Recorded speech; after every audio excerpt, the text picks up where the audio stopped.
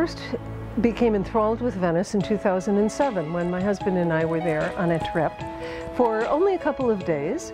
And Venice is one of those cities that just dazzles, it just charms. It's a very hard city to understand until you've actually been there. How does this collection of 130 islands hang together? Well, it hangs together by bridges, by canals, and by a long and very interesting history.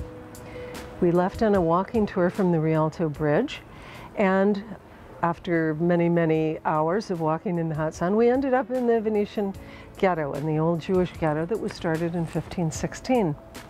And it was a transfixing place. It was a beautiful large square, the only square I think in all of Venice that does not have a church, surrounded by tall knife-like buildings.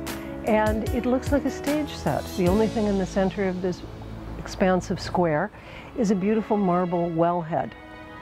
And I started thinking about how did people live in the 1500s? Where did they come from? Who were they? How did the women live? How did they cook their food? How did they have their babies? So I invented a character who was the best midwife in all of Venice. And why was she?